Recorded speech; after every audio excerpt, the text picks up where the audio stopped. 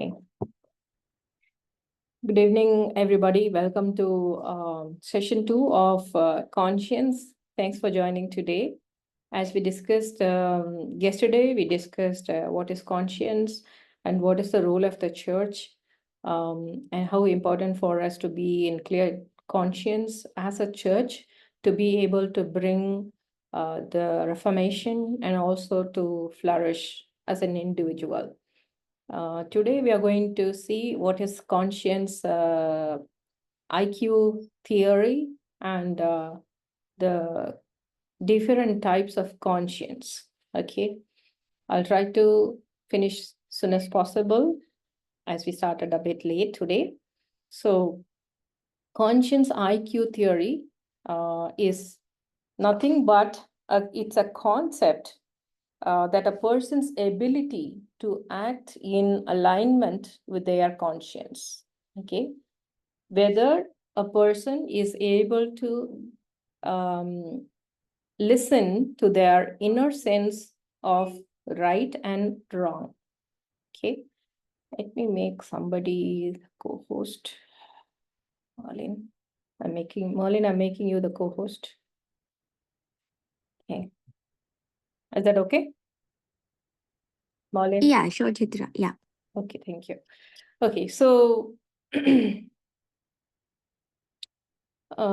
it's a concept that if we are able to act in accordance with our conscience is nothing but a moral compass, compass, which will help us decide whatever action we are doing is right or wrong.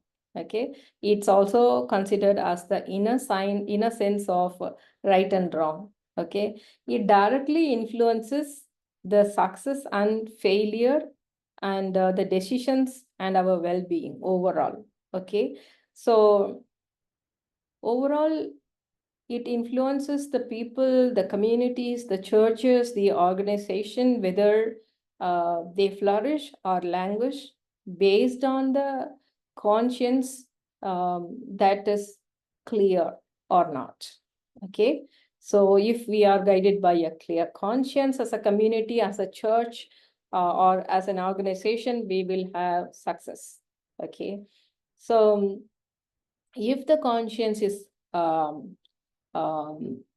unclear, suppressed, oppressed, or seared, then there will be a lot of attacks or guilt and condemnation, and success is not guaranteed.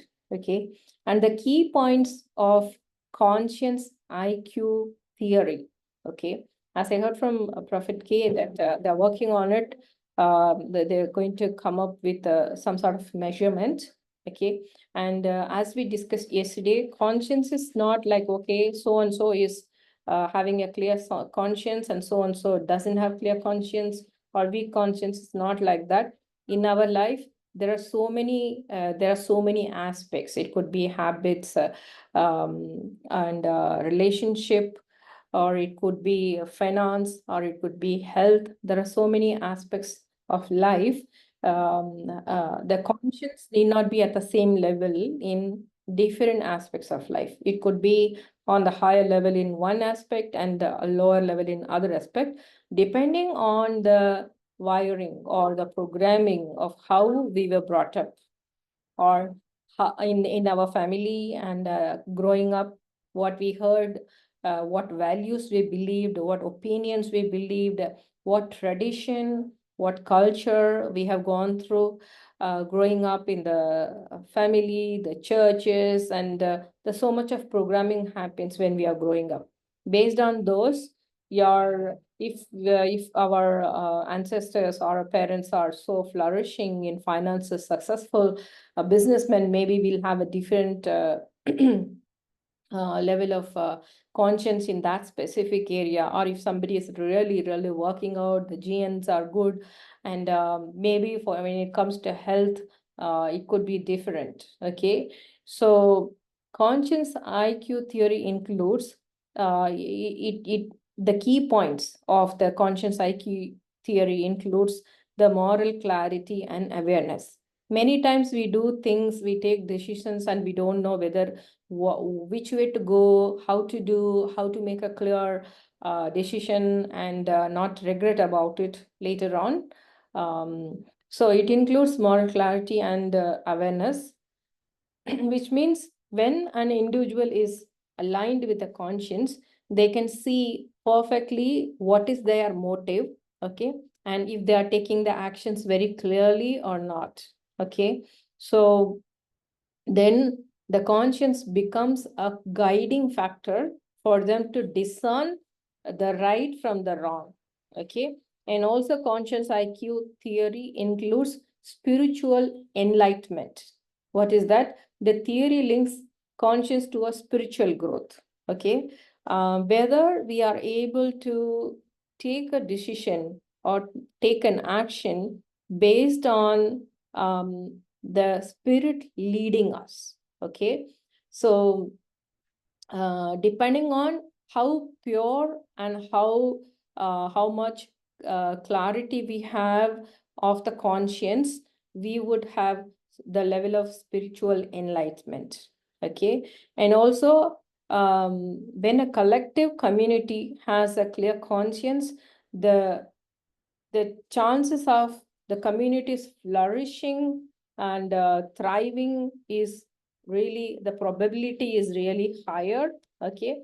Rather than being a community or being a church that really controls, manipulates, or corrupted, basically, okay. So it includes a collective flourishing.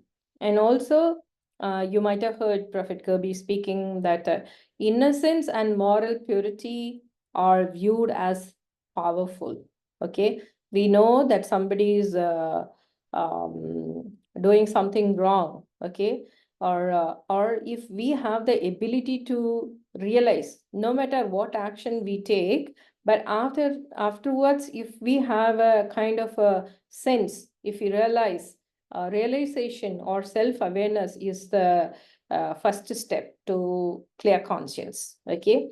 And innocence is really viewed as powerful.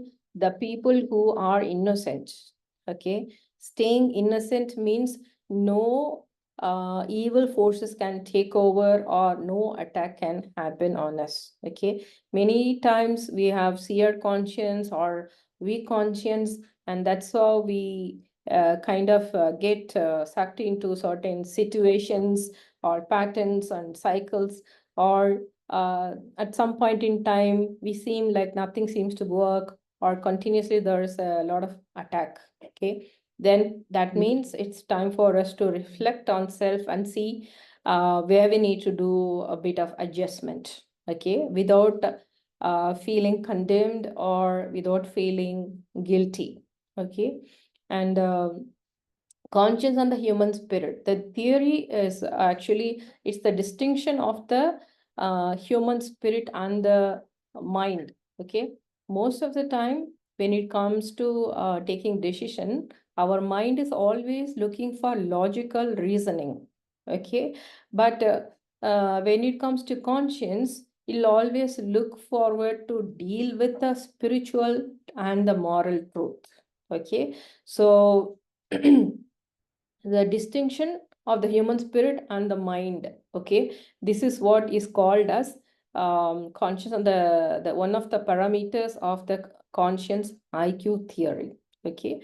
So basically this theory emphasizes the importance of developing and refining one's conscience, okay, as a means of achieving spiritual and practical success in life, okay.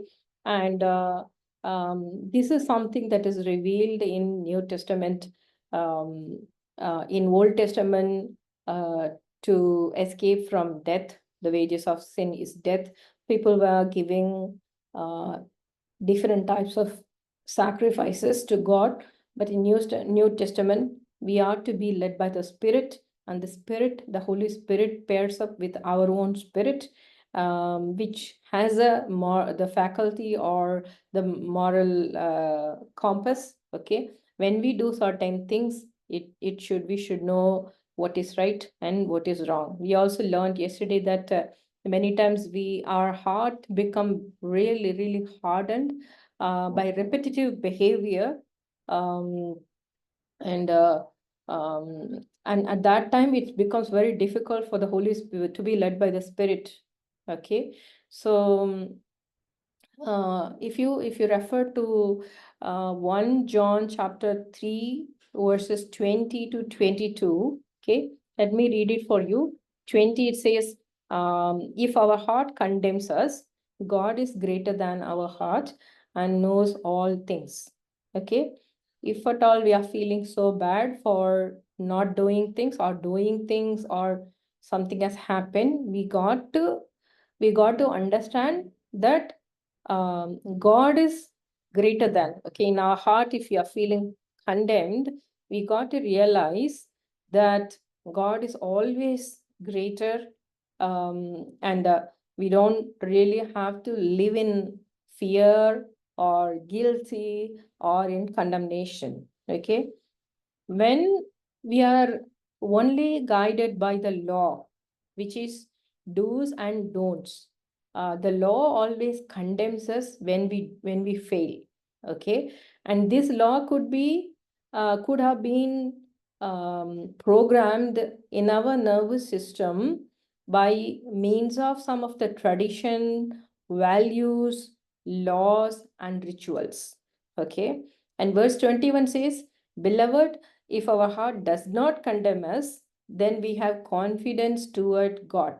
Let's say if you know that something has gone wrong and we could have done better, but we realize that, okay, fine, this time whatever happened has happened, but God is above all that, and definitely something good, or maybe I can do sort of adjustment, and I'll progress. I'll learn from this experience, and my God will still, He's greater than everything. He would still give me success. Okay, that is the confidence we have towards God when our heart is not condemning us. Okay, and verse 22 it says, and whatever we ask, we receive from Him, because we keep His commandments and do those things that are pleasing.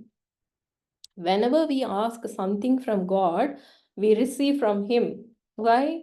Because we are keeping His commandments and do those things that are pleasing. Now, in this case, we are really not talking about the commandments in the sense the law. Okay. And if you proceed to the next few verses, it says, verse 23, it says, so these are His commandments, that we continuously place our trust in the name of His Son, Jesus Christ, and that we keep loving one another. Okay, there were two simple commandments that Jesus in New Testament gave, that is, love your God and love your neighbor as you love yourself. Okay, we keep loving one another just as He commanded us. And verse 24, for all who obey His commandments find their lives joined in union with Him. Okay, we are having an authentic relationship with God, and He lives and flourishes in them. The moment we know, we are conscious of God, Christ living in us. Okay, and we know that we have the proof that He constantly lives in us and enables us to flourish in Him by the Spirit that He has given to us. Okay, so what happens is, let's say in one specific area, we don't have a very clear conscience. Okay, or before that, let me explain what is a weak conscience and what is a seared conscience. Okay, weak conscience is something like, let's say somebody doesn't like to do something, but he or she has to do that. Okay, and let's say somebody has been forced to drink or eat something that they don't like, or they are not used to it.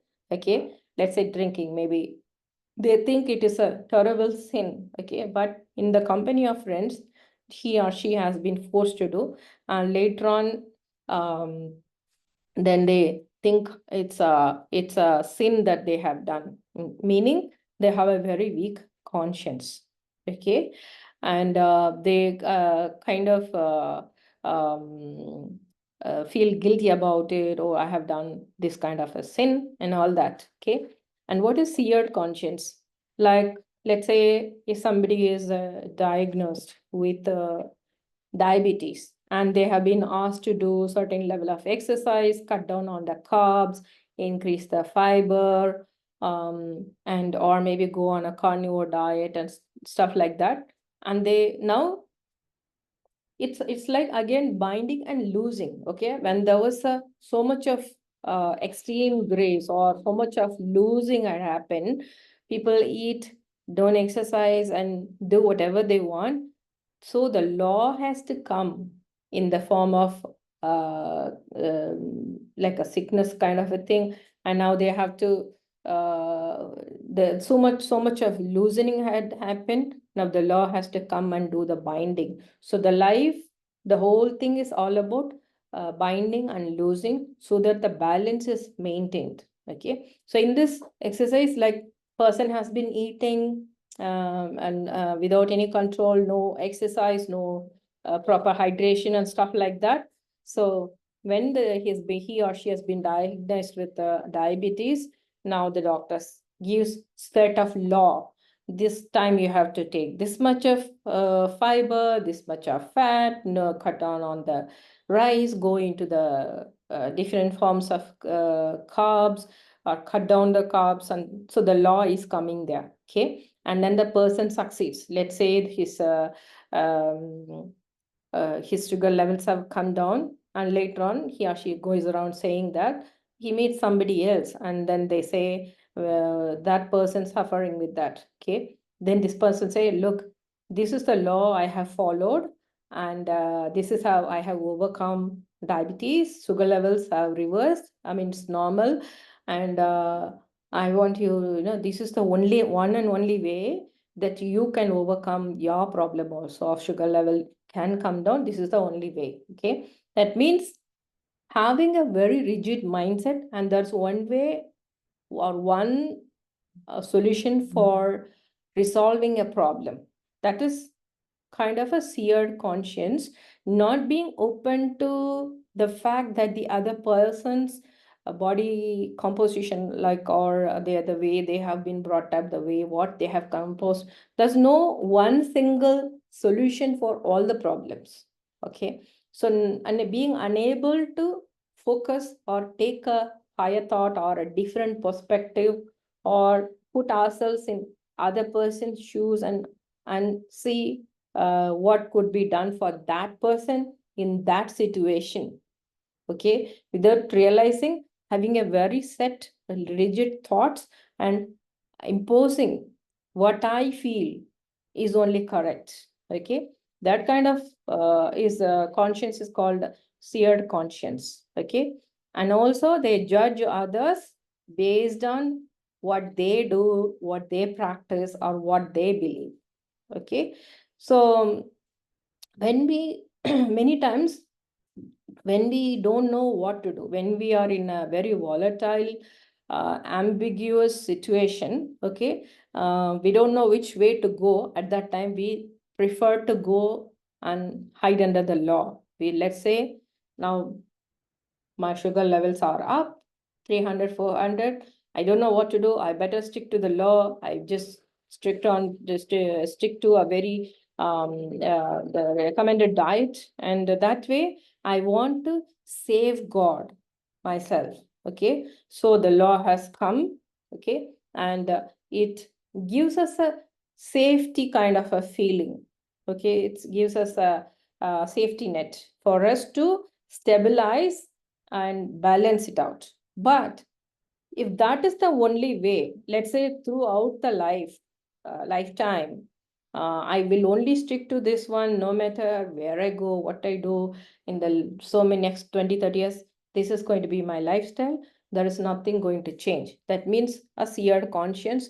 They even believe, even if they take a little sweet here and there, when some celebrations are going on, then they believe, oh, that's going to really harm their health and stuff like that. That is seared conscience. There is no scope Okay, so definitely you can take the law to feel safe and bring things back under control, but being under the law all the time is not going to get you to a clear conscience, because there is no freedom, there is no scope of evolution, there's no scope for progression over there. Okay, so but if you if you allow the light to shine in the darkness, each one of us have challenges in different areas. Okay, so but when we allow and self-reflect, there are so many protocols have been taught to us in terms of meditation and stuff. We can worship, we can read the Bible, keep our eyes and ears open, so, because God is continuously speaking to us through so many various different ways through the I mean, if you just have the eyes and ears open, you'll know how God is speaking to you. Okay, and allow the Holy Spirit to work in you, then suddenly or you keep renewing your mind and spend some time in meditation, suddenly one thought will come out of nowhere. Okay, one problem you're facing, suddenly some download will happen to you, and then you know it's God is speaking to you. Okay, in my case, most of the time it happens that way only. I have some 2 3 kind of challenges I might be facing which really bombard me, and the moment I take my eyes off and just focus on something else, when I'm so relaxed, immediately one thought, one download will happen, and I know suddenly I know that I have found a solution for the problem, or I will even know where I have gone wrong and how different I could do it next time, or how I can go and do a amendment to the existing problem, or how I could solve it. Okay, these kind of things will happen to us. Okay, in that condition doesn't matter. So life is, you can't live life all the time judging everybody. Okay, or enforcing what you feel, what your belief system is only correct. Okay, there should always be scope for evolution or progression. Our word is progressive, because when God spoke to us yesterday, okay, our level, or maybe 6 months ago, or maybe 6 years ago, our levels of understanding the word, our relationship with God and others, and so many different things, at that point in time God would have spoken to us to our level of understanding. We would have grabbed something, and between last 6 years and today, we really have progress, we have grown so much more, and today we could probably take a little bit more deeper revelation and we can grow.